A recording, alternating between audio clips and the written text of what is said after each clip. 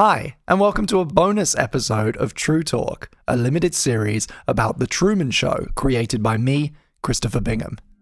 In this bonus episode, we're going to be discussing a movie that came out 1 year after The Truman Show in 1999, directed by Ron Howard. It's called EDtv and follows the story of Ed Picerni, a lovable everyman with a fairly dysfunctional family who is selected by a reality television network to have his life broadcast all day, every day. Morning. I'm Ed. It was written by Lowell Gantz and Babaloo Mandel. It stars Matthew McConaughey, Jenna Elfman, Woody Harrelson, and Ellen DeGeneres, alongside Robin Reiner, Sally Kirkland, Martin Landau, Dennis Hopper, and Elizabeth Hurley. It has a runtime of 123 minutes, it was made on a budget of $80 million, and it's considered a fairly big failure with a box office of only $35.2 million. After recording the rest of this series, I took the time to watch the film that, on its face, invites the closest comparison with The Truman Show. It's an American Hollywood production from around the same time with a very similar budget, actually a slightly bigger one. And in theory, it's about a lot of the same things. I'm not going to make an entire podcast about it like I did with The Truman Show, because I don't think it deserves it. But I did want to step in and highlight a few things that I found really interesting. I don't know about this whole 24-hour TV thing y'all got going. I'm going to be upfront here and say, I don't think EDtv is good. I've seen it twice now, and although there's definitely a lot to enjoy, especially in the first hour or so, it fails to meet its potential. But I think it's a really great exercise to look at it side by side with The Truman Show and ask yourself, what is it doing wrong that The Truman Show does right? It's also a really good illustration of how many ways there are to tell a story, and how subtle shifts in the way the story is framed can have profound effects on what it says. Especially if you're a film student, or someone who tells stories using any medium, I think it's a worthwhile endeavor, and it kind of gets to the heart of what Trutalk is all about. Another thing that makes this such a great opportunity for thinking about narrative is that unlike The Truman Show, which as we discussed is an original screenplay by Andrew Niccol, EDtv is actually an adaptation of a 1994 French-Canadian film called Louis XIX, King of the Airwaves. So not only are we able to compare and contrast with its closest natural rival in Hollywood, we can also look at the source material, which we'll talk about in more detail later in this episode. At first, I was surprised to learn that EDtv was a Ron Howard joint. But again, like Peter Wier, Ron Howard has proven to be incredibly adaptable and also just takes a lot of varied projects. In his timeline as a director, this sits somewhere between Apollo 13 and How the Grinch Stole Christmas. And when you pay attention to the film craft happening here, there is so much going on. So many layers and so much really complex blocking. Characters moving out of frame only to then appear on a television that was in the shot the whole time. That sort of thing. And I think that the characters, for the most part, are really enjoyable. You've got Woody Harrelson playing this meathead brother. He's like shitty to women, and he's stupid, and he's obsessed with himself. And McConaughey is as lovable as always, very easy to root for. Jenna Elfman is really enjoyable to watch, and her chemistry with McConaughey never gave me pause. And it is a film that seems to have a lot to say, or at least it superficially tackles a lot of subjects, privacy, television, celebrity, that are themselves fascinating and deep. It brings to life the media equivalent of the observer effect, right? More explicitly than The Truman Show. How everyday people might change as a result of knowing they are being watched. This is something that's present in The Truman Show, and it's also something that I can relate to in my own life and career, taking us all the way back to the beginning of the series. It's really cool to see this being represented in a film, and frankly, in a different film, a film that is not The Truman Show. That was fun for me.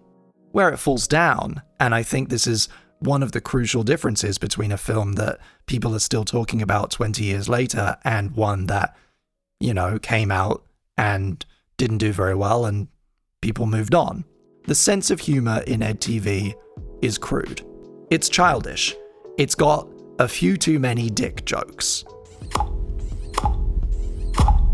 There's a scene early on in the film where it's the first day of shooting, and everybody's ready and everybody's watching. We see him kind of stir, half awake, and notice that he has morning wood. He's got a boner. We watch him go to touch himself and then pull back and then kind of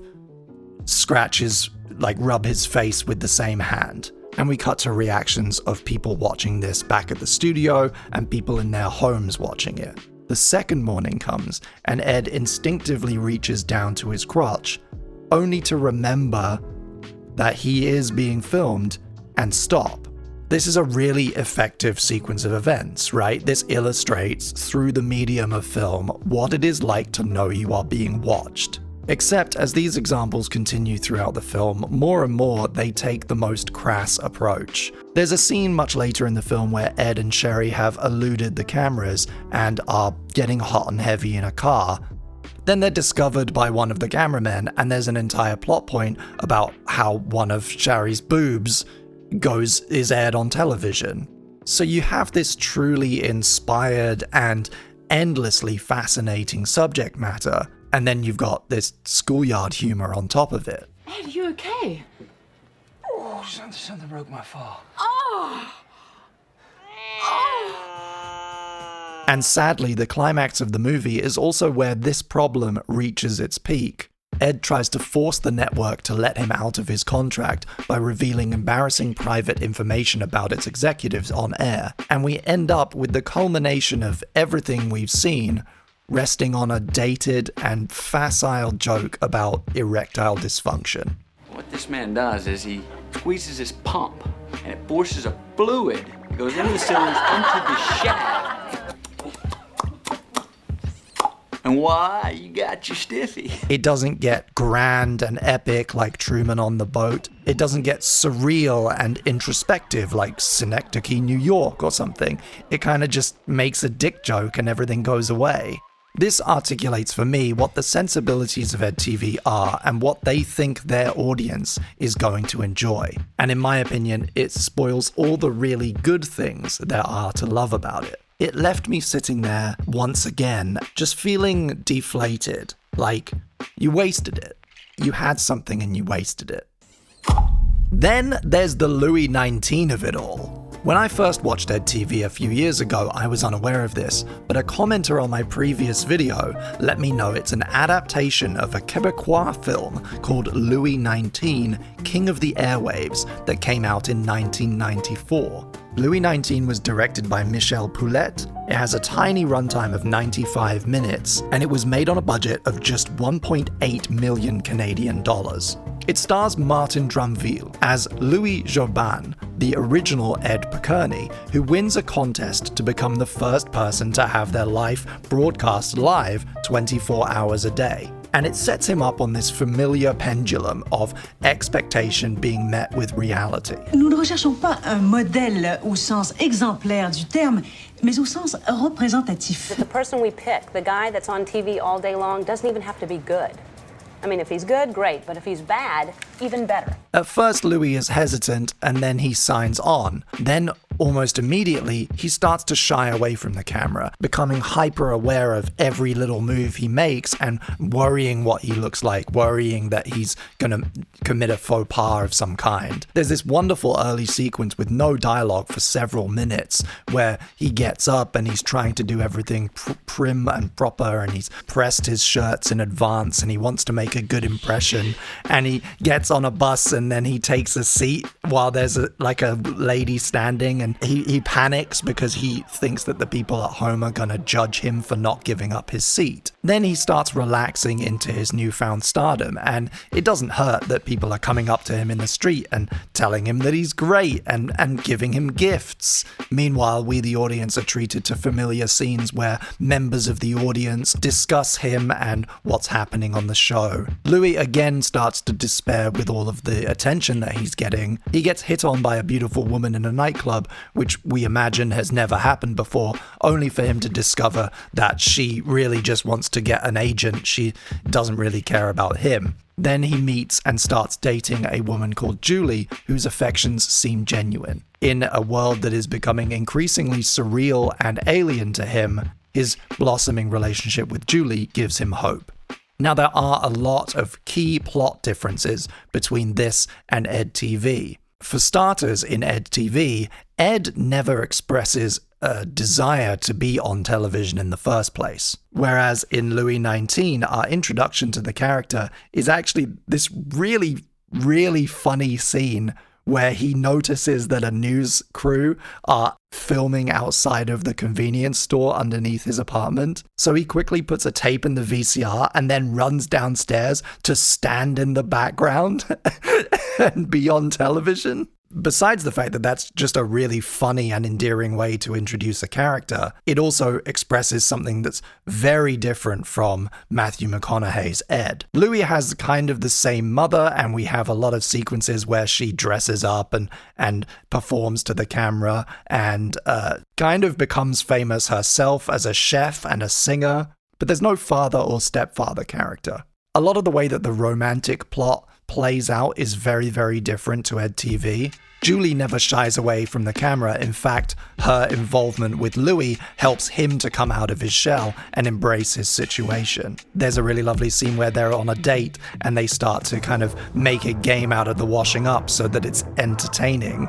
Julie is then revealed to be a plant, something that doesn't happen at all in EDtv, and Louis manages to escape his cameramen, which prompts a really funny sequence where basically anyone in Montreal who has a video camera is out on the streets looking for him, like a funny, playful version of the search sequence from Truman Show.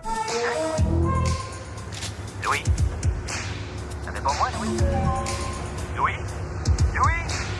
He's eventually found and abducted by his two biggest stalkers, who we've been seeing throughout the film. These comic relief characters, these cartoonish women who are obsessed with him and collect bits of his hair and like food scraps that he leaves behind, end up becoming his saviors. They keep him off the street, they keep his secret, and they reunite him with Julie. In the final moments of the film, Louis and Julie put on a show designed to get the program taken off the air for censorship reasons.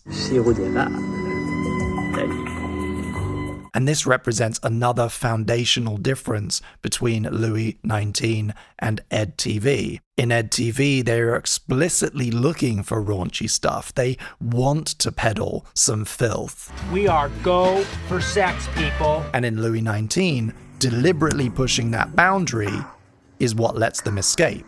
So in really general terms, one of the key differences between The Truman Show and EDtv is that Ed knows he is being filmed, and Truman does not, right? Ed knows from day one that he is being filmed, and more than that, he is in constant two-way communication with his audience. Listen up, this is my pop, all right? Now, if there's anybody out there that can help him out, I don't know, get him a job or something. There is an active and participatory relationship between Ed, the network, and his audience that doesn't exist in The Truman Show because of the great secret. And the differences between EDtv and Louis 19, King of the Airwaves, although a lot more subtle, a lot of them revolve around the fact that Louis and the other people in his life want to be on television. It's good. It's desirable until it isn't. You could also think of EDtv as the more cynical Truman Show. The Truman Show, for all its darkness, I think contains a lot of hope. That's why it has stood the test of time. That's why I enjoy watching it over and over again. While EDtv, it seems to have a far more cynical view of people, of television, of audiences, which I don't think is as present in its Canadian ancestor.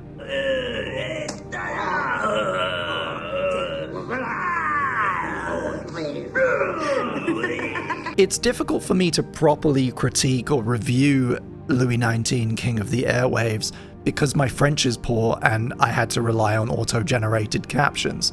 But I think it's a better movie than EDtv. Or at the very least, a better story.